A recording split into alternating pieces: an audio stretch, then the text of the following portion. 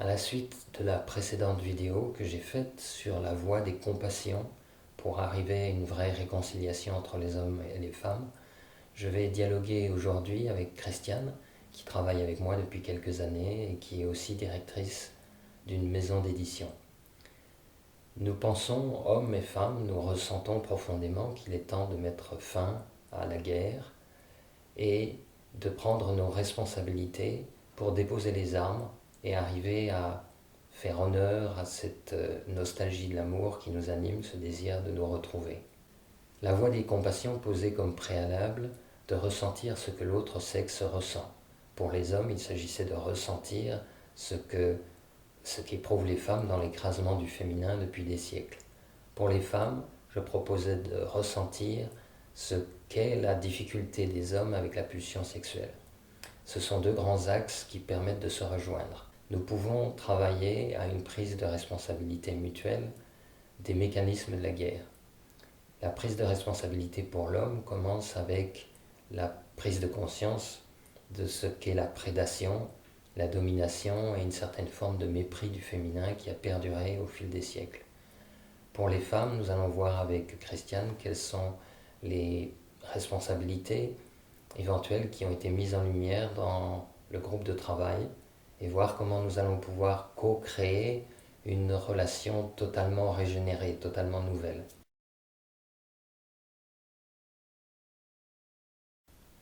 De quoi les femmes devraient prendre la responsabilité dans la fin du combat avec les hommes? De la façon dont elles exercent un pouvoir, à leur manière, avec leurs armes à elles. Donc si on veut déposer les armes, il faut déjà voir ce qu'on fait. Quel pouvoir on prend, comment on le prend, comment on joue avec ce qu'on voit chez l'homme, là où il est plus facilement manipulable, ou plus facilement atteint dans son... affaibli, on va dire. Par exemple, le pouvoir sexuel. Pour moi, ça c'est un pouvoir assez fort de la femme. Et donc, je pense que là, on a vraiment une responsabilité à prendre. De comment on joue avec ça, parce que finalement, on n'a pas la force physique, on n'a souvent pas le pouvoir politique, on n'a aucun pouvoir, quelque part. On n'a pas le pouvoir monétaire, on a économique. Donc, on joue avec le pouvoir qu'on a, c'est-à-dire essayer de manipuler les hommes pour arriver à faire ce qu'on a envie de faire quand même. Pourquoi les femmes abandonneraient ces pouvoirs-là, puisque visiblement elles les ont adoptés parce qu'elles n'avaient rien d'autre? Pour moi, ça rentre dans le cadre de cette démarche justement où les femmes et les hommes auraient envie de sortir de cet état un petit peu de guerre constante entre les sexes qu'on a aujourd'hui. Mais comment est-ce qu'une femme peut comprendre, prendre à l'intérieur d'elle la difficulté qu'un homme a avec la pulsion, c'est-à-dire une difficulté qui est à l'origine, qui n'est pas dite, qui est un tabou et qui est à l'origine de beaucoup des problèmes qui sont au départ de la guerre entre les sexes? Que la pulsion sexuelle puisse être vécue comme une souffrance par l'homme, je pense que même dans notre groupe qui est avec toi depuis quelques années, pour plusieurs d'entre nous, c'était vraiment une surprise, comme une découverte. On ne connaît pas cette souffrance de l'homme du tout. Et quelque part, j'ai même l'impression souvent de découvrir comme un nouveau continent, quoi. Finalement, je ne sais pas, comme si je m'étais trompée complètement, tu vois, sur ma vision de l'homme. Moi, je ferais une différence entre le désir et la pulsion. Le désir sexuel n'est pas un problème et il a la même qualité pour un homme que pour une femme. Quand j'utilise le mot pulsion, je parle de quelque chose qui est plus fort que le désir, qui est à l'intérieur du désir, qui est vécu de façon plus, je dis souvent, impérieuse. À l'intérieur même de la pulsion, il y a une souffrance par le fait qu'elle est plus forte que la volonté et que la conscience. Et c'est là où la compassion peut se placer, c'est que si on parle juste de ce que l'homme en fait, c'est sa responsabilité ce qu'il en fait. Par contre, la pulsion, c'est un phénomène naturel dont il ne peut pas avoir la responsabilité, il n'a pas demandé à vivre cette pulsion. Et c'est là où il peut y avoir une compassion. On ne peut pas avoir une compassion sur la responsabilité de quelqu'un. On a une compassion sur un phénomène naturel, irrépressible, comme le besoin de manger, le besoin de dormir et la pulsion sexuelle. Dans le monde animal, il y a la même pulsion, elle est aussi forte, les animaux sont dominés par elle, etc. Mais elle semble correspondre à des cycles. C'est-à-dire, elle est directement liée à la reproduction. Alors que chez l'homme, elle est hors cycle, elle peut être n'importe quand. Moi, je ne prendrais pas les animaux comme référence dans ce sens-là, parce que pour moi, c'est exactement le contraire.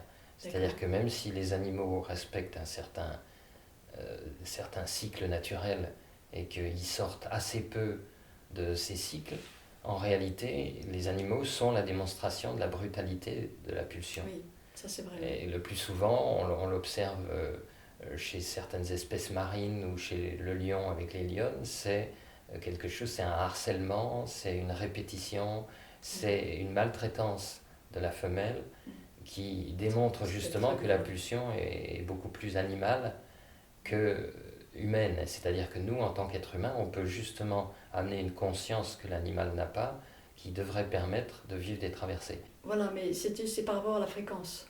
Le lion, avec sa lionne, a une fréquence qui est supérieure à celle de l'homme. Bien supérieure, et aux dépens de la lionne. Parce que la lionne, sa responsabilité, c'est de la vivre de telle façon qu'il ne fasse de mal à personne. Mais c'est une difficulté. Oui. C'est ça l'origine de ma demande de compassion. C'est-à-dire que les femmes participent à l'élan de réconciliation. C'est qu'on prenne en compte le fait qu'il y a une sorte de non-dit chez les hommes, un désir de partager quelque chose qui est mal compris même quand ils commencent à en parler, et que ce quelque chose est justement à l'origine de tous les problèmes. Que ce quelque chose n'a jamais été partagé avec les femmes. Et que les femmes ont pour le moment une résistance, une réticence à l'entendre. Ce qui peut changer les choses, c'est ce que j'appelle le dialogue. Que les hommes puissent se tourner vers les femmes, au lieu, comme on le disait l'autre jour dans la première vidéo, de se tourner vers les escortes, ou de fuir, ou de se fermer, ou de devenir violent. Parce qu'il y a beaucoup de la violence masculine qui est liée à une répression de la pulsion sexuelle. Au lieu de faire ça, je proposais que l'homme se tourne, c'est comme un retournement, comme je dis en termes spirituels, il se tourne vers la femme et dit voilà ce que je vis. Et ça, c'est une chose qui n'a jamais été faite. À partir de ce dialogue qui n'a jamais eu lieu, il y a des transformations, peut-être même biologiques si ça se trouve, qui se feront. C'est ce que j'appelle la mutation. Il y a des transformations qui se feront, mais qui ne se feront pas dans le déni féminin et dans le non-dit masculin. C'est pas que le travail sur comment est-ce que je me contrôle, parce que les hommes savent déjà faire ça. Oui. Pas tous, justement, c'est le problème de ceux qui n'y arrivent pas, qui sont les plus punis. L'homme qui se contrôle a l'air d'être normal, mais il n'est pas normal parce qu'il se contrôle. C'est juste un anormal, on va dire, d'une certaine façon, vu comment il vit la pulsion, qui a des méthodes de contrôle plus efficaces, qui a un équilibre émotionnel à peu près satisfaisant pour se permettre de pouvoir gérer. Et donc on n'est pas dans une guérison, on est dans un phénomène qui est bloqué. Pourquoi c'est si souvent ? Le côté si souvent de l'émergence de la pulsion, on va dire, c'est lié à la répression de la pulsion. D'accord. C'est-à-dire que la pulsion est toujours une souffrance et elle n'est jamais vécue de façon satisfaisante, même quand elle arrive à un aboutissement ou un soulagement. Et donc, comme il n'y a pas de soulagement véritable et comme il y a toujours la souffrance, la pulsion, c'est comme un instinct qui cherche à s'apaiser. C'est comme une tension qui cherche à se libérer. Et comme elle ne se libère jamais, en partie parce qu'il n'y a pas de dialogue, qu'il n'y a pas d'attention consciente dessus et il n'y a pas d'accompagnement, comme elle ne se libère jamais, elle est pratiquement là tout le temps. Donc tu veux dire qu'en fait, même quand un homme a un rapport sexuel satisfaisant, dans le sens où il va au bout, il a son orgasme, et la femme aussi par exemple, la pulsion n'est pas satisfaite, même là ? Non, d'accord. Elle n'est pas satisfaite. La pulsion, c'est même pas que la pulsion n'est pas satisfaite, la phrase n'est pas juste. La pulsion, elle ne veut pas être satisfaite. La pulsion, c'est littéralement, c'est une énergie qui projette l'homme vers l'extérieur de lui-même en direction d'un corps d'une femme. Oui. Même pas d'un être. Oui.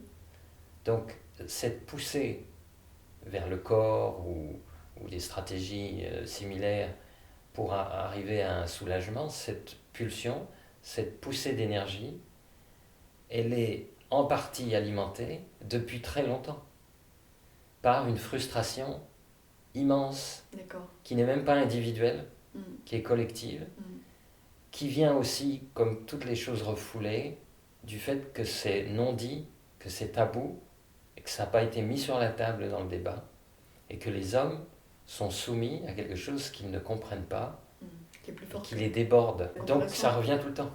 Imagine quelqu'un qui mange et qui a toujours faim. Ce sera le meilleur parallèle qu'on peut faire. Quelqu'un mange, il a encore faim après. Il n'est jamais satisfait. Qu'est-ce qui va se passer? Il ne va pas forcément arrêter de vouloir manger puisqu'il a encore faim. Donc la pulsion de l'appel à la nourriture va revenir. Donc il y a cette conscience d'un cercle vicieux permanent où j'y vais, il n'y aura rien de bon pour moi, mais je ne peux pas faire autrement qu'y aller et je ne peux pas en parler. Et est-ce que le fait de pouvoir avoir un dialogue avec les femmes, de pouvoir en parler librement, que ce soit plus tabou, qu'on accepte que c'est quelque chose qui domine l'homme et qu'on arrête de le culpabiliser par exemple, est-ce que tu penses que ça pourrait changer quelque chose? Ce qui est fondamental, c'est déjà que tout ce qui n'est pas dit crée des frustrations qui créent de la violence.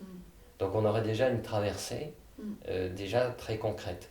Et après, ce que je dis au niveau de la biologie, c'est que la répétition de cet acte au travers de millions d'hommes, au travers des années, parce qu'il faudra quelques années pour ça, va faire qu'il va se produire une mutation à l'intérieur de ce vécu qui va faire qu'on va s'élever au-dessus de la pulsion animale brute. Donc il y a la fin de la violence assez rapidement, la mutation biologique, briser le tabou, et pour briser le tabou, il faut qu'il y ait une écoute féminine, c'est-à-dire un désir d'entendre cette réalité-là. C'est malgré toutes les blessures qui ont été infligées aux femmes à cause de cette violence. Moi, ce que j'ai rencontré en moi-même comme obstacle à la compassion, l'obstacle principal, c'était l'identification à la victime. Je me sentais victime des hommes, victime de leur violence, victime des agressions que j'ai subies, même physiquement et à répétition parfois. Donc, et tout le côté victimaire, il est tellement facile à défendre, tout le monde est d'accord, que c'était très difficile d'en sortir, quoi. Et c'est avec le travail qu'on a fait sur justement la prise de responsabilité, le fait que, aussi de ressentir la liberté que ça me donnait à moi de prendre la responsabilité de ce que je ressens par exemple, où je ne suis plus dépendante de ce que vit l'autre. Ça a commencé petit à petit à changer beaucoup de choses. Quel est l'intérêt de se détacher de la force de la victime si tu as été victime? Comment tu expliquerais ça à une femme qui est victime? Aujourd'hui, je l'expliquerai par le travail qu'on fait, c'est-à-dire la vision du chemin de vie par exemple, la vision de l'âme qui vient vivre une expérience particulière et qui rencontre toutes les expériences qui vont l'amener à ce qu'elle est venue apprendre. Donc la victime, c'est une vision sociale, finalement, on n'est ni victime ni bourreau, on vit ce qu'on est venu vivre. Et du coup, ça a éclairé tout ce que j'ai vécu avant sous une lumière nouvelle. Mais c'est quand même délicat. Ça va être délicat de faire entendre à une victime que ça fait partie du sens de sa vie. Ben, si on est victime, il y a un bourreau. Donc, si c'est l'homme, on n'en sort jamais, on est toujours dans la guerre. Comment sortir de la guerre? C'est d'abord prendre la responsabilité du fait que ce que je vis, je peux regarder comment je l'ai amené aussi, ou comment j'ai participé à cet état de fait. Et je pense qu'il y a la volonté au départ de sortir d'une impasse entre l'homme et la femme, où on est toujours dans la plainte finalement par rapport à lui. Si l'homme a été dominateur dans l'histoire de l'humanité, il est forcément un peu bourreau. Voilà, donc on peut se cantonner là-dedans et du coup, il n'y a pas d'issue, quoi. Parce que... Donc c'est un désir de réconciliation qui pourrait faire sortir de la victime. Oui. Mais quelque part, il y a quand même un bourreau. Il y a un désir de réconciliation qui pousse à regarder ce que moi je fais. Alors, qu'est-ce que tu fais? Qu'est-ce que les femmes font qui les font participer à la guerre? Beaucoup de choses. Et ben, par exemple, si je suis en relation avec un homme et que j'ai tout un conditionnement en moi qui fait que je le vois comme un bourreau, déjà c'est une approche de la personne qui est faussée d'avance, quoi. Donc déjà prendre conscience de comment je vois la personne en face de moi. Qu'est-ce que je projette sur lui avant même qu'il ait ouvert la bouche. Ça, c'est déjà... Et qu'est-ce que ça fait? Eh ben, ça me fait prendre conscience que je ne suis pas avec lui, je suis avec des mémoires, avec un conditionnement, avec une moralité aussi, avec toutes sortes de choses qui sont en moi, qui fait que je ne vois pas la personne que j'ai en face. Mais alors, Je projette. ça pourrait paraître naturel. S'il y a des mémoires et des traumatismes, c'est normal que tu vois un bourreau. Comment on peut se défaire de ça? Comment on peut se défaire du bourreau? Et quel est l'intérêt? L'intérêt, c'est ça, c'est de retrouver le sens de la personne. Voir une personne en face de moi. Et la fin de la guerre entre les hommes et les femmes, elle peut se faire quand on ne regarde plus les hommes comme bourreaux. Je pense que la plupart des femmes diront, mais moi je veux continuer à voir les hommes comme bourreaux parce qu'ils sont objectivement des bourreaux. Donc il faut qu'il y ait un intérêt très fort pour abandonner le bourreau. Mais pour moi, l'intérêt très fort, c'est la nostalgie de l'amour. Voudrait s'aimer, on veut tous s'aimer. Simplement, on s'aime d'une manière qui repousse l'autre souvent. Et toi, tu penses vraiment qu'il y a une part de responsabilité féminine dans la guerre entre les hommes et les femmes? Oui, dans le fait de voir l'homme comme un bourreau qui est discutable, je peux aussi quand même regarder l'intérêt que j'ai à le voir comme ça. Ça, c'est ma responsabilité aussi. D'accord. Alors, pourquoi j'aurais intérêt à perpétuer le bourreau? Oui. Et bien parce que, justement, je peux me faire plaindre, c'est une façon de me faire aimer. Je suis la victime, je vais me faire plaindre. Et il y a tous les jeux qui se jouent autour de ça entre l'homme et la femme, où la femme cherche à se faire protéger, parce qu'elle le voit l'homme comme fort et violent, quelque part. Il y a toujours un peu une peur de l'homme, au fond, qui fait qu'on joue beaucoup de jeux pour essayer de malgré tout valider ça chez lui. Donc c'est aussi reprendre ma propre assise intérieure, ou ma propre force. Alors qu'est-ce que c'est les jeux des femmes et comment est-ce que tu peux les analyser, toi, dans ta propre vie ou parmi les personnes du groupe de travail féminin? Comment est-ce que tu vois que c'est un problème à la réconciliation et peut-être même à l'émergence du féminin? Par exemple, la séduction. La séduction comme un moyen d'intéresser l'homme. Et en même temps, de le voir finalement, pas comme personne, mais comme un homme, mais de le voir comme quelqu'un, comme un objet sexuel. Ça veut dire qu'on se présente en tant qu'objet sexuel à ses yeux, mais ça veut dire que lui, on s'adresse à sa sexualité d'abord. Mais quel est l'intérêt de faire ça? Je pense que l'origine du besoin de séduire l'homme, c'est de l'intéresser, c'est-à-dire d'exister à ses yeux. Et pourquoi j'aurais besoin d'exister aux yeux d'un homme? Je pense que c'est surtout parce que si j'ai pas ce regard posé sur moi, j'ai pas du tout conscience de ma propre valeur. J'ai même pas conscience de ma propre existence. Je sais même pas ce que ça veut dire être une femme aujourd'hui. C'est comme s'il faut une validation, et ça on le voit partout, le besoin de validation de l'homme pour savoir que ce que je dis c'est juste. C'est intéressant, ça vaut le coup d'être dit. Enfin, il y a énormément de choses qui sont faites pour obtenir cette caution de l'homme.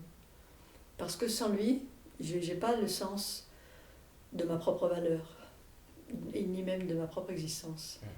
Donc ça, c'est une réalité qui est assez ancienne, je crois. Oui. En fait, les femmes ont toujours vécu ça comme ça pour des questions donc on pourrait appeler de survie. Il y a un besoin d'exister qui passe par l'homme. Oui. Donc ça, c'est quand même une racine incroyable, qui est très puissante. Et on pourrait dire que c'est peut-être le résultat des millénaires de domination, je ne sais pas d'où ça vient, mais je pense que fondamentalement, la femme se sent sans valeur et très inférieure à l'homme. Donc elle met en place une forme de séduction. Tu parlais du pouvoir sexuel tout à l'heure. Donc ce sont les forces, les outils ou les armes fondamentales dans la guerre qui est menée pour exister, mais aussi pour ne pas être complètement écrasée. C'est-à-dire elle est écrasée par l'homme, elle se sent écrasée par l'homme, et en même temps elle a besoin de l'homme pour ne pas se sentir écrasée. C'est-à-dire qu'elle se sert de lui, par exemple, pour exister, ou pour trouver une place, ou pour être quelqu'un par rapport aux autres femmes, pour sortir du lot, pour même trouver un travail, souvent. Des choses vraiment fondamentales de la vie quotidienne. Et elle a besoin de lui pour asseoir sa place, quelque part. Et alors, comment est-ce qu'on pourrait corriger ça? Parce que si on parle de prise de responsabilité, c'est l'idée que si on est responsable, on peut y mettre une attention pour faire évoluer les choses. Alors, qu'est-ce qui devrait évoluer finalement? Ben déjà prendre conscience de tout ce que je fais pour maintenir le statu quo. Tu vois, de comment je nourris moi-même cette relation avec l'homme. Ne pas le faire. Ne pas faire quoi? Tous les jeux qu'on joue, par exemple, de faire la timide, de celle qui ne sait pas, celle qui doute d'elle-même. Il y a des fois, c'est vrai, mais c'est aussi un conditionnement dans lequel on est et qu'on accepte. Parce que ça marche. L'homme, il sait tout, il veut toujours tout nous expliquer. Donc, c'est facile de faire la greluche. On pourrait dire que ça, c'est pas du féminin, par exemple, Non, aussi. pour moi, c'est du faux féminin. C'est du faux féminin. Oui, Est-ce que tu penses que toutes les femmes sont d'accord avec ça? Que c'est non, du faux féminin? non, mais je crois que si celles qui ne sont pas d'accord, c'est parce qu'elles veulent préserver ça. Elles veulent garder cette relation avec l'homme où je ne sais plus comment elle disait, à un moment donné, il y avait une pétition qui était signée où elle parlait garder le droit d'être importuné. Donc finalement, c'est des jeux qu'on aime bien aussi. Il y a quelque chose en soi qui se sent féminine, mais pour moi, c'est une féminité sociale. C'est pas la féminité sacrée, comme on dit en spiritualité, qu'on voudrait voir émerger, c'est-à-dire un vrai féminin. Donc, quelque part, les jeux de séduction qui sont si importants dans la société aujourd'hui, qui sont valorisés même pour des très jeunes femmes, ces jeux de séduction posent problème pour l'émergence du féminin. Oui, c'est sûr.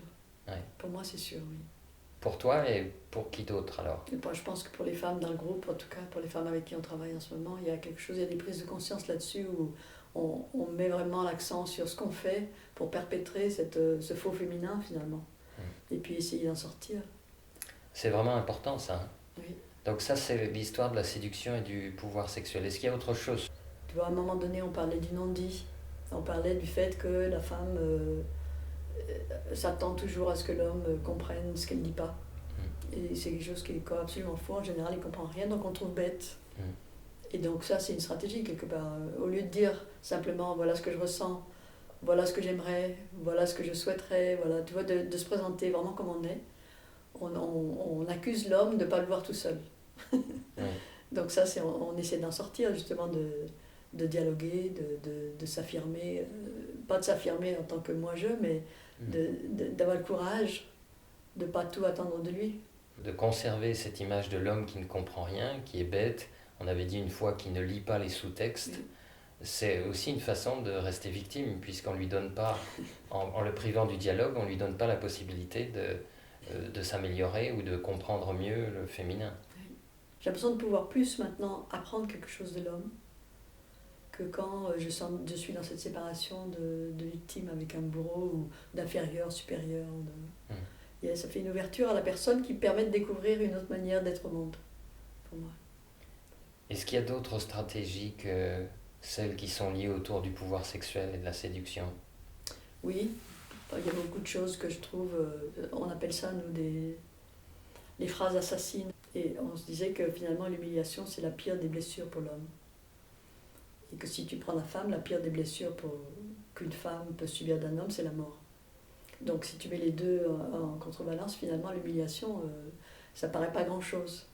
Mais la femme sait que l'homme peut être humilié dans son orgueil, facilement, surtout devant d'autres hommes. Et elle va le blesser là.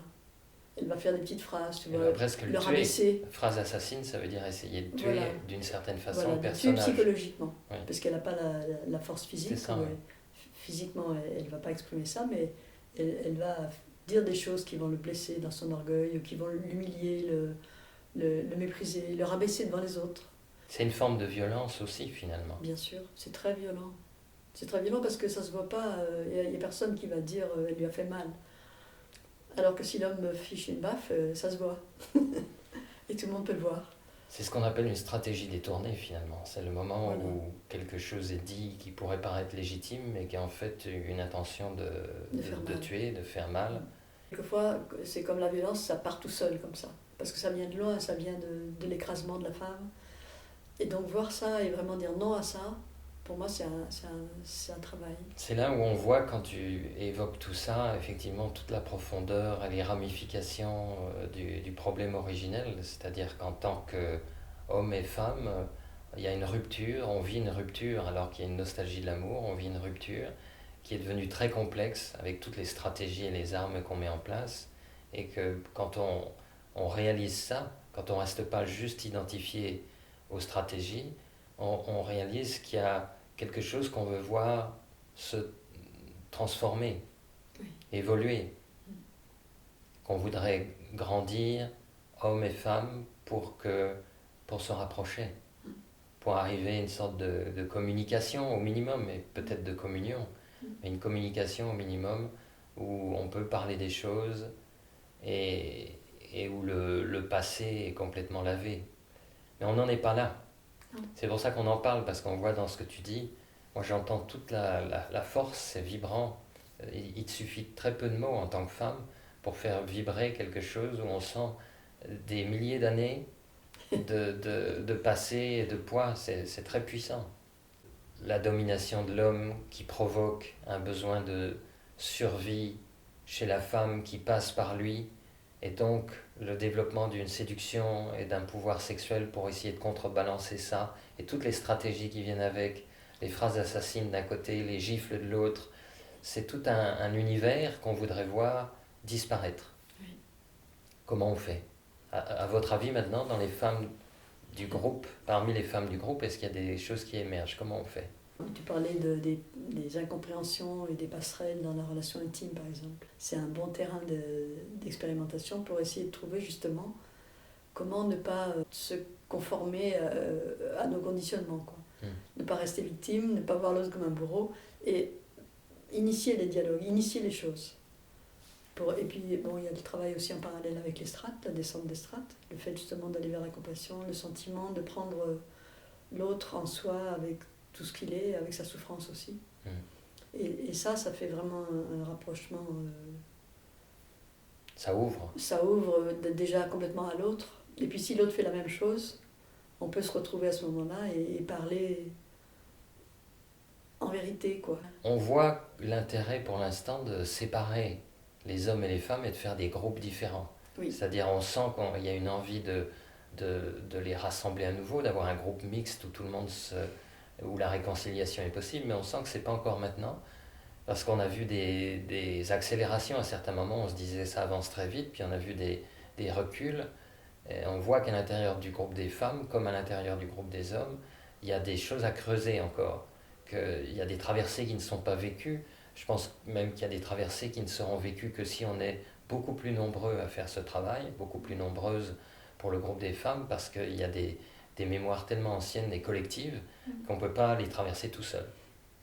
Et qu'est-ce qui te paraît être pour toi la résistance la plus forte chez une femme, même de bonne volonté? C'est perdre les avantages de la victime.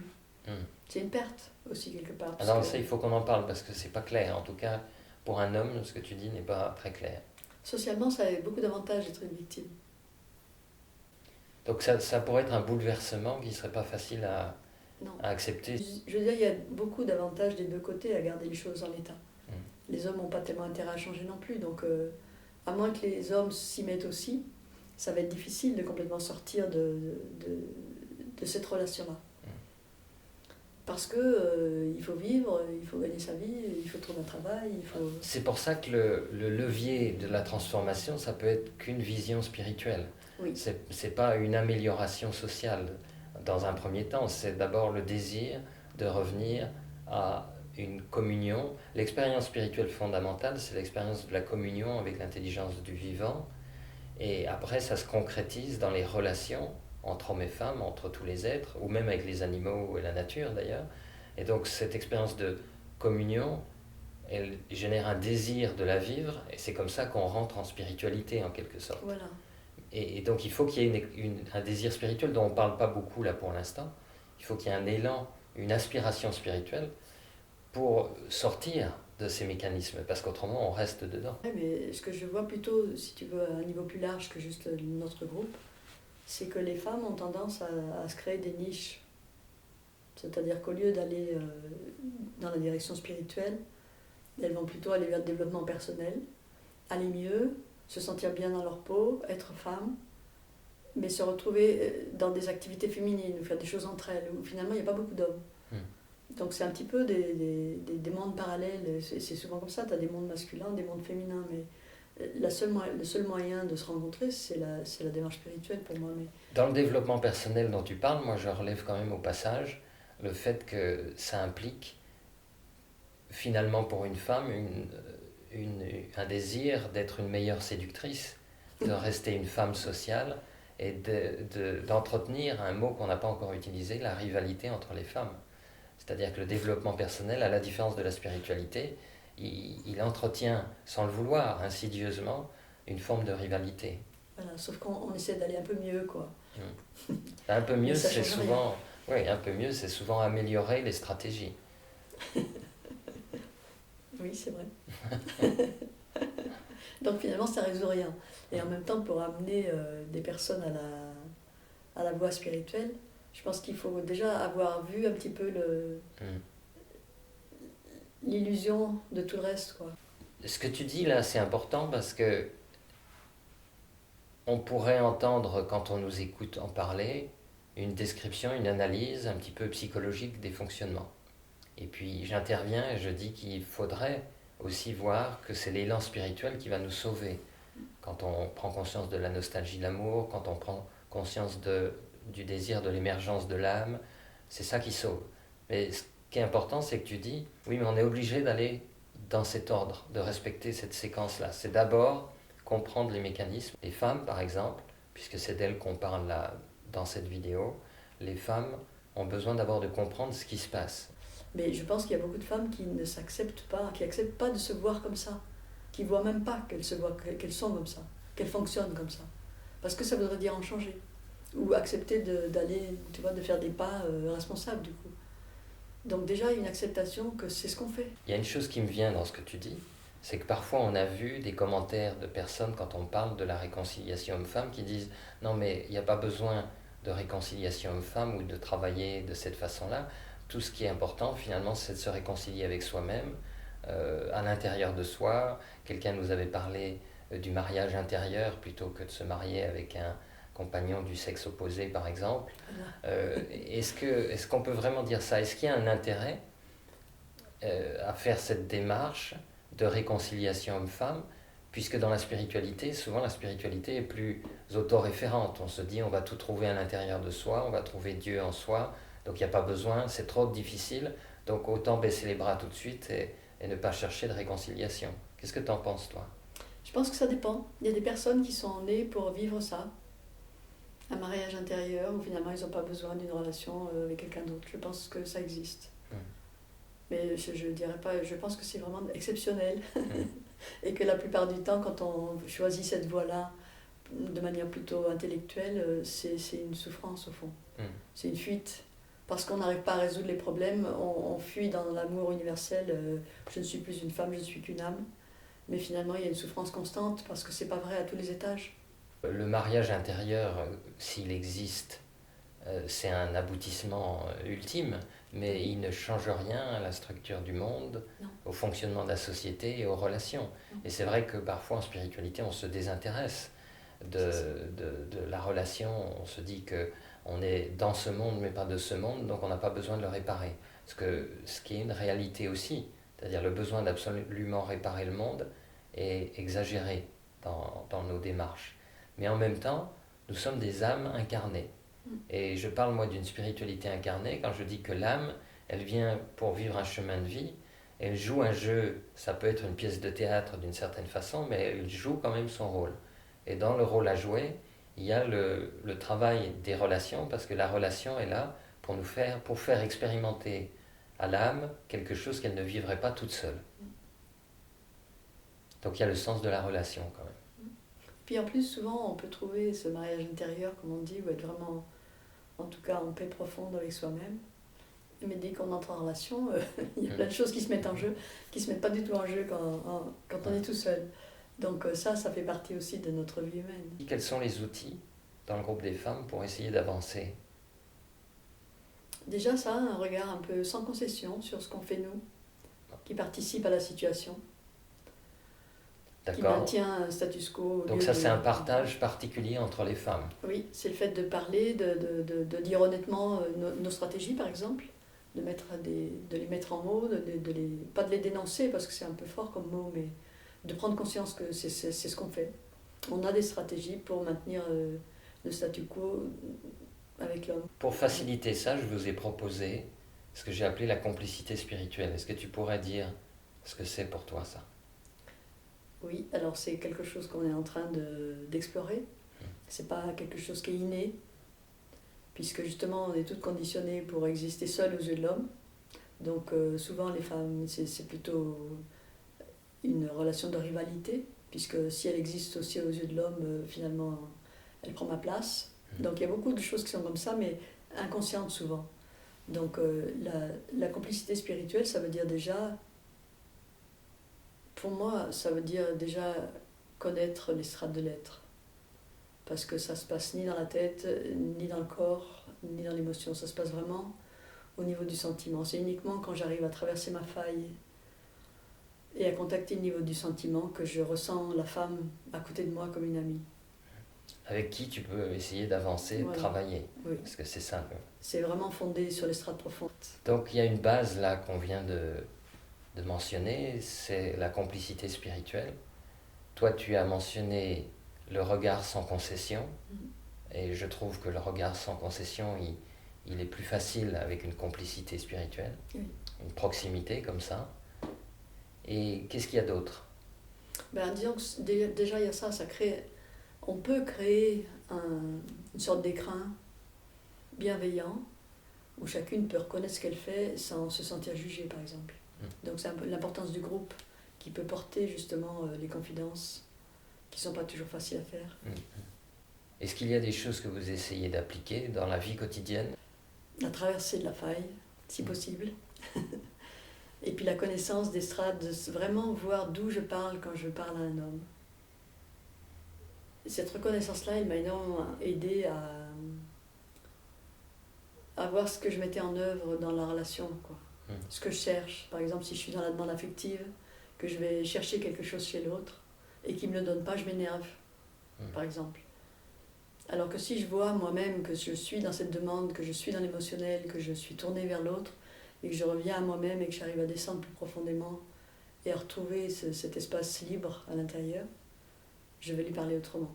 Je ne serai pas dans une quête qui va lui faire peur et lui il est dans la même quête, donc on se fait mal. Donc pour moi, c'est vraiment la connaissance des strates qui a changé beaucoup de choses. Et la traversée de la faille. Dans le débat sur la relation entre les hommes et les femmes, sur la guerre entre les hommes et les femmes, celles qui ont la parole le plus, c'est les féministes radicales. Qu'est-ce que tu penses, toi, du féminisme radical? Est-ce qu'il y a des choses dont tu as pris conscience? Est-ce que tu te sens féministe ou féministe radical toi-même? Je pense qu'il y a des aspects positifs dans le féminisme. C'est-à-dire qu'elles ont amené des choses pour les femmes qui sont quand même positives. Donc il y a des choses, il y a des combats féministes qui ont amené des améliorations sociales pour les femmes. Mais elles n'amènent pas des relations apaisées.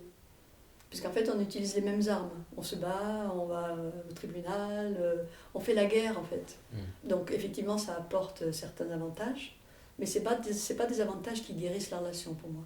C'est des avantages sociaux, des choses qu'on ne pouvait pas faire, qu'on peut faire, on peut voter, mais bon, après, on peut discuter chacun de ces avantages, je ne sais pas, mais ça a des avantages sociaux, mais ça ne guérit pas du tout la relation pour moi, au contraire. Au contraire, puisque les hommes, maintenant, ça fait bouger les choses, mais ils sont acculés à être les mauvais de l'histoire, et du coup, il faudrait presque aller leur dire, mais attends, c'est pas si grave, quoi. On peut se parler, nous aussi, on a des choses à regarder, ne vous inquiétez pas, on est là avec vous, quoi. Ça, c'est une phrase magnifique qui adoucirait le cœur de pas mal de personnes, oui. Parce que c'est tellement tendu pour le moment, sans même parler de spiritualité, parce qu'on n'en est pas là du tout. Mais le débat où on entend quand même ce que moi j'appelle le féminisme radical, c'est celui qui assez récemment faisait dire à certaines femmes qu'il faut éliminer les hommes du débat, de l'espace social finalement, presque de la vie, parce qu'ils sont la source du problème et qu'il faut en terminer avec eux.